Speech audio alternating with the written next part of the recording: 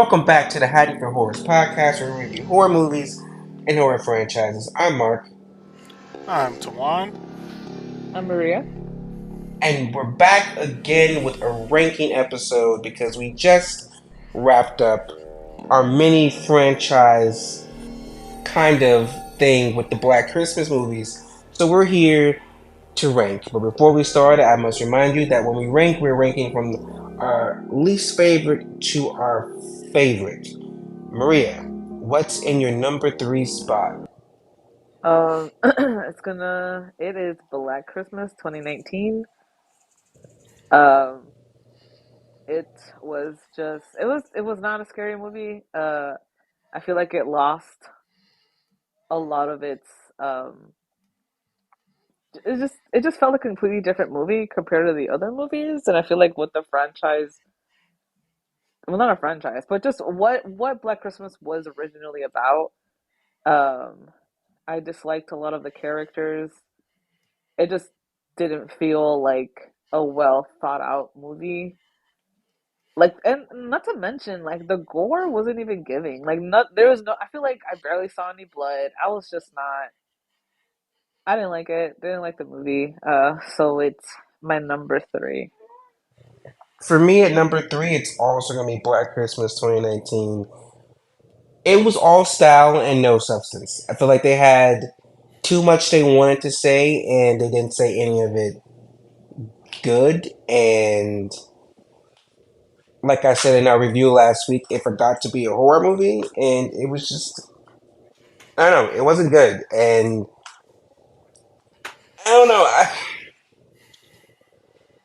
No, we when we reviewed the Last House on the Left movies, as someone who's been sexually assaulted, like I had no problem sitting through that. But then watching this movie, I kind of felt some kind of way with like watching Riley and watching Chris. It was just like it just didn't feel right for me, and I will never be okay with the correlation with like horror movies and sexual assault. I don't feel like they need to be a thing. And there are so many movies that make that a thing, and I never like that. It's not needed. You're already about to get, she's already gonna be murdered. Why does that have to be sexual assault involved? Like, it just takes it away from me.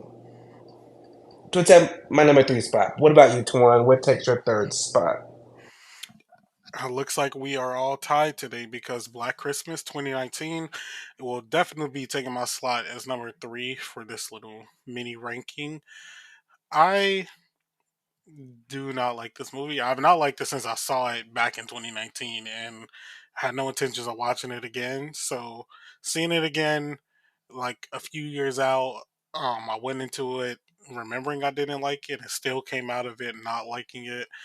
Um, I really don't think the acting was up to par in this movie. Really didn't like the script either. Like they were kind of just saying like buzzwords, and it really didn't. It really didn't sound like how a lot of real people would talk. It's like how someone envision like people like this will talk about certain stuff, and it just didn't come across correct to me. And as mentioned in our review of this movie, this is supposed to be a horror movie, and I was not scared by anything. Now, yes, I do understand that this movie is supposed to be like a women centric type story, but like there was no like fear of anything, even when people were being killed. Like I wasn't I don't know why I didn't feel like anyone was actually in danger, even when people who were getting killed. It didn't feel serious. It actually felt very unserious at parts, and we kind of just we're just following the characters as they went along. It felt like this movie feels like filler content. Like the whole movie feels like filler content to like um just put in theaters because they had nothing else to put out at the time. And also, as mentioned in our review of the movie, it really felt like this should have been a different movie. and Mark mentioned that the studio probably felt like this wouldn't do good, and they attached a well-known brand to it. Well, not, well-known enough, at least to horror fans, that get people in the theater, but it wasn't. This wasn't giving for that, and yeah, it is my number three. I don't feel myself ever watching this again, and I would probably advise most to not watch it. I don't even think it's a so bad it's good. It's so bad it's kind of boring me. And for me, at my second spot, it's going to be Black Christmas 2006. Um, I I remember watching this movie as a kid, and hating it because it's a remake because I am biased towards remakes. But then rewatching this movie, it's actually not that bad. I mean, there are parts that I didn't like. Agnes. I don't know why we need Agnes and Billy. I don't understand why Billy had jaundice and he was fucking orange. I didn't understand why there was an incest rape plot. Like I just didn't understand all of that stuff. Like my gripe is that I don't like an over explanation of the movie's villain.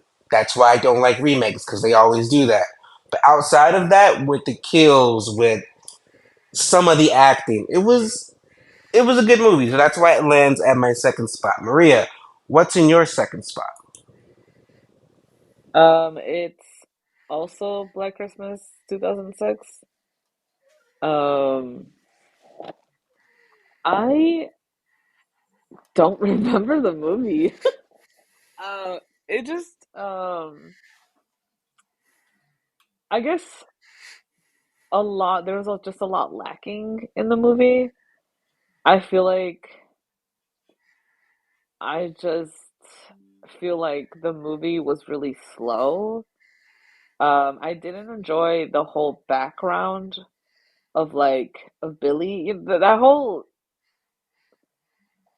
incest thing. I feel like just didn't have to be done. I feel like there didn't need to be two killers. There was just a lot about this movie that I didn't like. And honestly, I would not watch this again. Um, this is like definitely when I think of Black Christmas, this one's just not it. So it's my number second. Tawan, what's your second? My second choice is definitely the original movie. I really just think, watching like certain slashers and stuff, I feel like just a lot in that early like period, like the '80s, they were just a bit slower overall than kind of a bit more like fast paced like slashers that we kind of got like the like '90s to like 2000s, and I feel like just for me, for what I'm used to watching, that isn't my style of movie. And I also kind of felt going into it because I had only seen the 2006 one up to that point. I thought that the 2006 one followed basically the same story, but was just up like just updating it for a newer audience. But once I was watching the original, and we were getting kind of all these side plots going, and I don't know, I just really wasn't caring about it as much. I really only cared about the main character, who's also like our final girl, which she is the final girl. But those side plots that we were given in the story, like they they really weren't important to me at all, and I was a little bit bored watching them. And I don't know if they really added anything for me. I mostly only cared about what was gonna happen like at the actual like house. I didn't really care about the search for like this little girl or whatever that was kind of going on. It was just all the other stuff that was happening outside of the main character, and like her like struggling with whether to go back or not with like the pregnancy and like the thing with her boyfriend. um that was what I was kind of more concerned with. Everything else kind of fell to the background in my head. And Now that I've been thinking about it, it kind of felt like like a TV show where they have like the main plot and then they have the side, the side bits, and we were really only here for like those main little bits. But they got to keep it going, the runtime going, so we got those extra parts of the story, and yeah, it just wasn't really satisfying to me.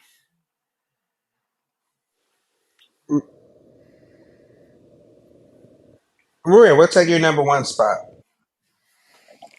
My number one is Black Christmas, the original one. I really, really, really enjoyed the concept of like us never seeing the killer and doing the kills from their perspective. Um, I don't know. It's just I feel like it was different compared to what I've seen. And I guess I didn't mind the side plots that were going on. I can see why the whole pregnancy one was brought up, because they were trying to make the boyfriend into like the red herring. But like, I don't know. I really, I just really enjoyed this movie. Um, I enjoyed that. Yeah, yeah. You just kind of never really figure out who it was that was out here killing people, and you kind of also never get a reason as to why. It just some guy would just went into the house and started messing with them and killing them, and you're just kind of left with like so many unanswered questions. I think even at the end, like, you hear like the phone ringing and it's like you don't know if like is the guy dead? Was it Philip? I don't remember the guy's name. But and I don't know, I really enjoyed that they kept that mystery all throughout the movie, Like first with like, with the phone call, some guy is just on the phone laughing and you're just like, that's weird, that's odd, who does that? And then people start dying and you're just like, that's even weirder. And then you get a mix of both, people dying. You like us as like even us as the audience, we can't see who it is.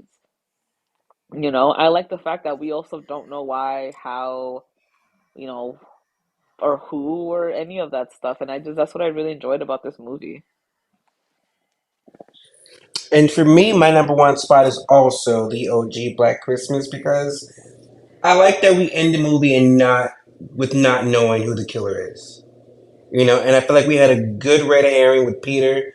There was a chance he could have been a killer, especially after finding out that his girlfriend wanted to have an abortion. He became such a dick. And like, but then to get that like last little breathing at the end, and it just, I don't know, it does something for me. And then it had like a bunch of amazing shots, like the shot where she's looking out at the carolers and the Christmas lights are on her face, but then at the same time, her friend is being murdered upstairs, and I'm just like spliced in. Like I love those shots. I loved how slow it was, and it had these little slide plots that kind of made other people suspicious. Like I don't know. I enjoyed this more. I enjoyed like the slowness of 70s horror movies. But what about you, Tawan? What's in your number one spot? As if we couldn't tell, my number one spot goes to the 2006 remake. Um, I do have my issues with this movie, specifically the whole like incest plot line and how that all kind of played out with like the Agnes storyline and stuff. But I just prefer this because this feels more like a slasher to me, and like what I'm used to getting out of a slasher. And I like the kills in it. Like I like how gory it was, like that type of feel. Also like the actresses that were in here at the time. I still feel Katie Cassidy um, acts like she's in TV, even though she's in a movie, and she didn't really feel like our final girl. So justice for Mary Elizabeth Winstead's character Wendy, because she should have been the final girl in this movie. Outside of that, though, um, I like the look of it, and I I was more kind of engaged because it all kind of like took place at the same time. There really wasn't much like side stuff going on. There was with like the whole like boyfriend plot line and that that little stuff, but it was more contained to where I was more interested in whatever else was going on, just because it was kind of like a bottle movie. Like everybody was in one location, you couldn't leave, you couldn't go nowhere else, so they had to like stay there and get everything over with from where they were, at least until the end.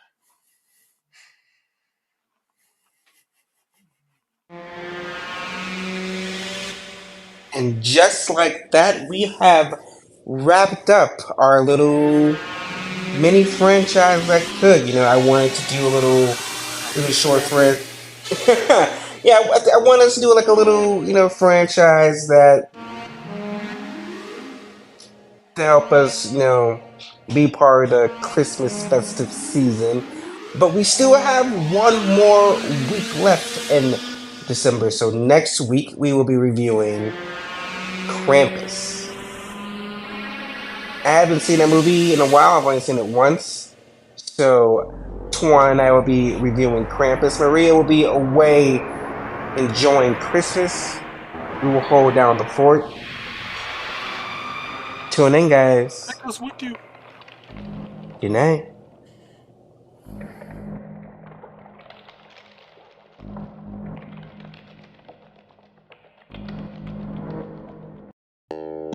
If you like this episode, please be sure to check out Haddonfield Horror's past reviews, from big franchises like Halloween, Friday the 13th, and the Chucky franchise, or one-off reviews like Us and Midsommar.